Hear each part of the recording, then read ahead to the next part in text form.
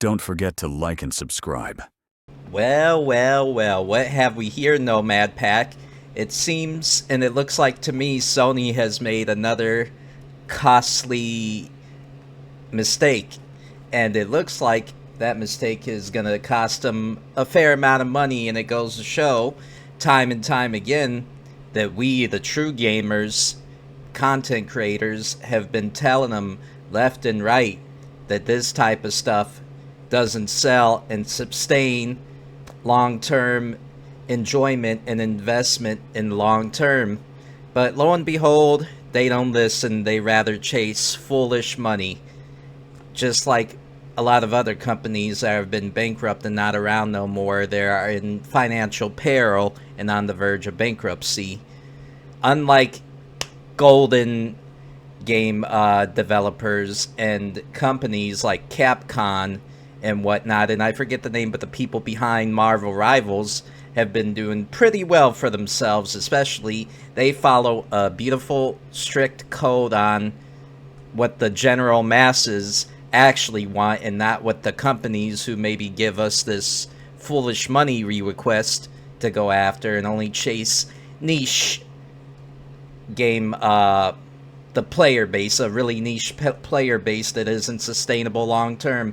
Well, Nomad Pack, we have a fair amount to dive into. Sit back, relax while I dive into this dumpster fire, one reaction at a time. And if you enjoy the content I make, please do consider liking, subscribing, and if you like the content, also check out my other socials. Sit back, relax, and enjoy. Now, I am going to be fair and somewhat charitable here, and I do give credit where credit is due, is when Sony so far, well, apart from Suicide Squad and other companies that backpack off of a likeness like that, doesn't come up with their own ideas. I will say for this game, Destruction AllStars, and that one game I forget the name of, I haven't even heard of this game, so it kind of makes sense why it didn't do good in general. But I will give credit and be grace enough to say I admire you came up with your own idea, your own character design, artwork, and, you know, lore, and just pretty much your own art you came up with. Of course, lo and behold, as we've been saying, it doesn't sell well and isn't appealing to the general masses and the true gaming community, whether you like it or not. But I'm just gonna be real here. I'm still gonna react and clown on it like the other people have been doing as well, because we still gotta call out and almost beat a dead horse here. We do not like it. We are not a fan of this. This isn't our thing. This is for niche people. If you want to appeal to niche people, by all means, and a niche demographic of the gaming community, then, you know, go ahead, do your thing. But you might as well make it an indie game and a fan service, because it's not going to do very well. And when you put it online and make it an online server game, it takes money to run these servers and to manage them, especially people behind the scenes to do it. So it's going to be a big, costly, fun little experiment and investment, but that's all it's going to be. And if you don't have the money to back it, if you want it to be profitable, well, you're going to have to make some concessions on that. And you're going to have to be at least a little more diplomatic with the masses, whether you like it or not, if you want to make some profit from this. Now, like I said, I will be charitable. They didn't backpack on other people's, should I say, experience, game characters that have already had such a following. Like, imagine if they were to propagandacize and wokeify characters. I don't even want to give the idea, but Capcom Resident Evil characters. That would so not fly. It would not do very well, and us and the community would be very not too happy with that. Now, I'm not going to go out at these guys too hard, because I will say I respect that they come up with their own formula and they don't try to backpack or steal or try to pretty much dogpile on our own creative art and, well, remarkable likenesses and character respect and whatnot to characters that we already know and love, like, for example, the Resident Evil characters. So I'm going to be charitable there. Now for the main point, let's see here. Sony has confirmed that Destruction AllStars is shutting down permanently. The game was removed from PlayStation Store on May 26, 2026. So it came out like 5 years ago, and it's not doing well. And players can no longer buy Destruction points, which is their form of currency, I would assume. Purchase it digitally. Sony also confirmed that the game's multiplayer servers are already offline due to ongoing technical issues and will not return. Yeah, that costs money when you hire talented people to fix and manage the bugs as well. Full server support for Destruction AllStars will officially end on November 2026 at 15 UTC. After that, only arcade mode single player challenges may still work for players who already own the game, although some features may stop functioning, which is the online mode, which is the bread and butter of this game. Any Destruction points players already own can still be used in available single player content until the servers close later this year. Destruction AllStars launched as one of the early multiplayer games for PS5 and was included with PlayStation Plus at launch, but struggled to keep an active player base. And you wonder why. And right here, here's the whole message. We already read through the main bit that the poster posted.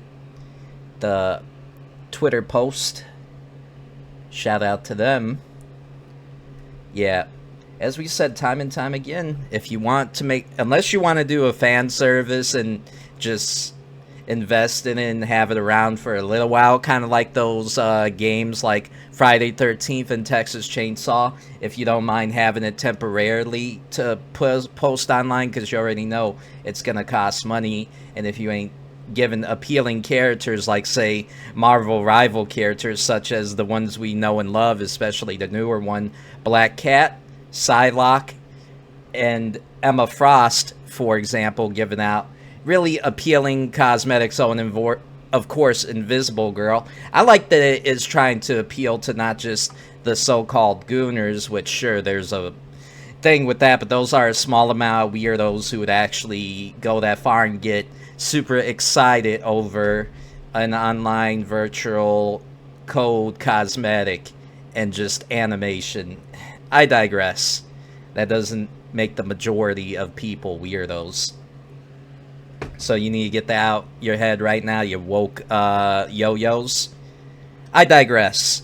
But the main point is, if you want to sell and appeal to a lot of gamers who want to keep going back, because Marvel Rivals is a way better version of Overwatch. It's its own little entity, and it earned its place on where it is, and it's still continuing to thrive and do well despite it having its own little hiccups and problems to still, because no game's ever going to be perfect, but it keeps a good balance. That it has big, strong male characters that appeal to when Terminator was such a thing. When the first Terminator movie came out, you got the big buff Arnold having his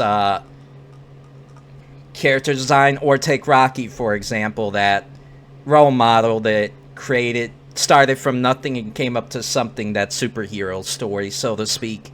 And then you got beautiful, appealing hourglass characters like Emma Frost, or still the more very eye-gazing and appealing Black Cat and unique Psylocke, as Marvel Rivals is take it.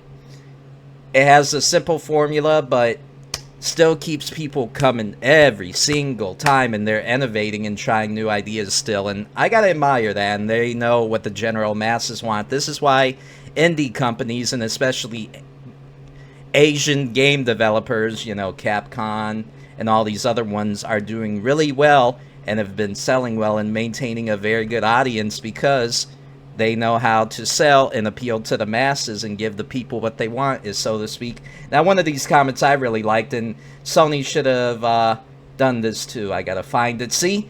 Sony should have worked on this game. There was hints that there was a new Twisted Metal game gonna come out that was supposed to be more advanced and better than the last Twisted Metal we got from PlayStation, but they decided, no, we just want to try on something else, and hey, it's your money. your CEO, your direction you want to take, do you, but don't be disappointed and upset when you pour a fair amount of money into a project and art, and you're not going to see much retention or see even a little bit of money back for the hard work and investment. Because, like I said, no one's obligated to like and admire the same things you're going to like. People are very different, but the main thing is to follow the general masses, the people that would invest and pay for such design, art. You know, the thing you're trying to sell to the masses, you got to appeal more to that if you want to make money and a profit. But if you want to do a simple fan service and have it temporary or so, then hey, do you, it's right there. But just don't be surprised when you don't see money back. But me and others have been waiting for Twisted Metal. Now, the show wasn't bad. I liked the Twisted Metal show, and that was pretty good that they at least kept some of the character likeness design and the freakiness of the show, not as much as over the top as I would like, but have kept that original, especially Needles Kane character, Sweet Tooth. This, if you did this right and didn't push a lot of political propaganda and or political stuff that has no right in any of the game, like it or not, it's supposed to be virtual and fantasy, you know, left, right, politics, real life stuff doesn't appeal to virtual fantasy. It's not gonna stick. You could have little bit here and there, that's fine. You look at Borderlands and some games that have made it work, apart from one of their newer, like Borderlands 3 or so. It didn't sell and do as well as Borderlands 1 and 2. I'm just saying, when you push more of that reality and nonsense into fantasy land versus the real world, it's not going to click as well with people. And the main thing about going into the fantasy world, such as gaming, that's an escape for people that don't want to deal with all the headaches and that they have to see online constantly. That's one of the escapes. And that's one of the things people want to go over and be using a psychotic clown with a flame head driving around, running over other cars and destroying people and killing all the other rival NPCs. This, with a decent storyline and probably wouldn't be that much of a budget, this is how you make money. This is how you sell. Come up with really good, inspiring characters just like this for a car destruction game. You're gonna do very well. And if you made it better than the last one and actually follow what the fans really want and express, kind of like Capcom was doing with Resident Evil, and that's why they're doing very well, you're gonna do very well and create a loyal audience and fan base. Well, that's all the frustration I wanted to put there. Hope you all enjoyed. Do let me know how it was for you. Like I said, like and subscribe, and hope to see you all next time. Peace out, Nomad Pack.